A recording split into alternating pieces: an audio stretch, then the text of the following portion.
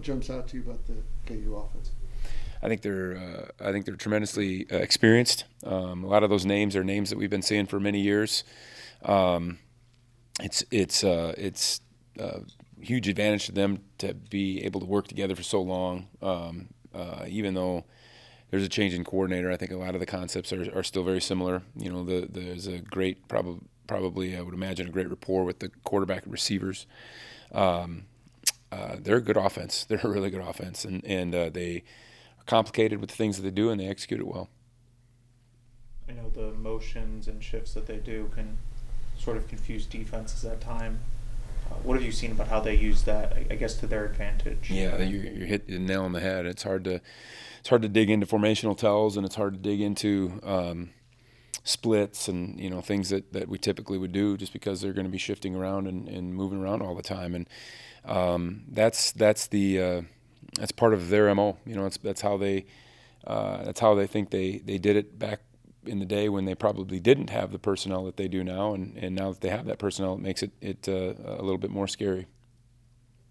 Kansas is 2-5. If you get the sense that your locker room's not taking them lightly, though. No worries there.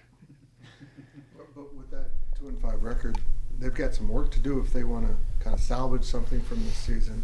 Is this an expect the unexpected type of game? And yeah. Throw anything at you? Yeah, it didn't have anything to do with them, and honestly, we're not talking too much about what their record is, or we know that they have the ability to beat anybody, just as West Virginia had the ability to beat anybody, just as Colorado had the ability to beat anybody. That's what the Big 12 is right now, and I don't think that we're by any means feeling like we're high and mighty just because we've won a few games. I think we know that we got to go out there and earn it every week, and I think this means a lot to our locker room. It means a lot to the Kansas kids that we have on our team. It means a lot to the community. It means a lot to us personally. So our guys will be ready to go. What do you think your secondary has been able to create turnovers the way it has the last few games? Guys are playing with good technique. I think guys are, guys are finishing plays. I can think back to a few situations earlier in the year where we maybe had balls in our hands that didn't finish them, and now we're just putting them away. And I don't think there's any magic formula. I always kind of say that about turnovers. I think they come sometimes in bunches, and sometimes there's a little bit of a drought. And I think our guys have it on their heads all the time, and they're capitalizing. We got some good playmakers back there. Aside from tackling, what do you need to clean up in the QB run game when defending that? Because that'll be a threat again this week. Yeah. I thought we took some poor angles last week. I thought we overran the ball on a number of occasions. I thought we got maybe a little bit greedy in some of our rushes at times, although that got corrected, and it got much better as the game went on. But, rushing past the quarterback and doing some things with our lanes that were allowing a guy that we knew was going to get out and go to get out and go. And it isn't any different this week. You get a tremendous athlete back there at the quarterback spot, and if we're not smart in how we attack him, he's going to get chunk plays. Did you coach that game any differently in the second half after their quarterback was no longer available? We'd watched their backup quarterback, and we knew who he was, and we knew they didn't change much. I mean, he was a good athlete the same way. We knew they were going to run quarterback draw. We knew they were going to do the same offense. He'd been in there.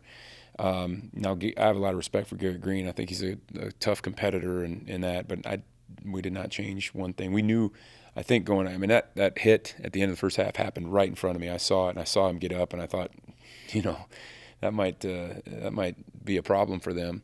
And sure enough, in the second half, he didn't come out, and we talked very little about what we were going to change.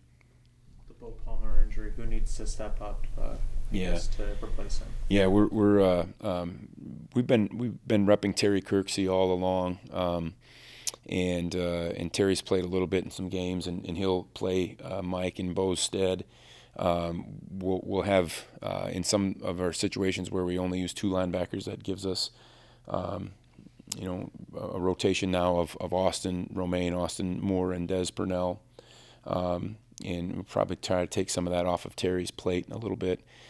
So we feel good about what we have, and it's really unfortunate for Bo. My heart goes out to him. It's a Kansas kid. I know how much this game means to him, and I know how hard and well he played in this game last year when we were over in Lawrence. So, great kid, great leader. My heart goes out to him. It breaks for him on something like that. That's just the second time that's happened to him, and that's for him and his family, man. I just hats off for all he's done for this program. Daniels had a pretty good game against Houston. What have you seen from him on tape? He's had good, kind of quietly good games against a lot of people, and they just executed really well against Houston. I thought they were firing on all cylinders. They were playing confidently, and they got going early, and they kept it on him. And Houston really didn't have any answers, and so he's got an incredibly strong arm. He's got obviously mobility and the ability to run. He knows what they're doing. They don't put him in tough situations where he's got to see a whole bunch of different things. I think he knows what he's doing when he lines up. I think the shifts and motions probably help him to see maybe what the defense is doing a little bit.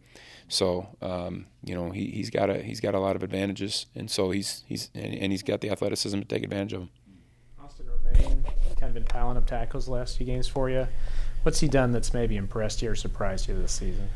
I think he's really stepped up from a knowledge standpoint. One guy that I wish everyone would emulate is Austin Moore, just in how he prepares for a game. I mean, he'll sit out there on Thursday practice, if you guys were to see today. And I know things change. People rarely show you the same thing twice, but he'll call out things just that. And he does that through just intense film study. And what's cool about Austin Romaine is I think he's going to be the guy that's going to carry that on, because Austin's kind of taken him under his wing. And every time he comes up here, he brings Austin Romaine with him. And I think that duo is going to carry on the tradition of our linebacker room when Austin Moore leaves.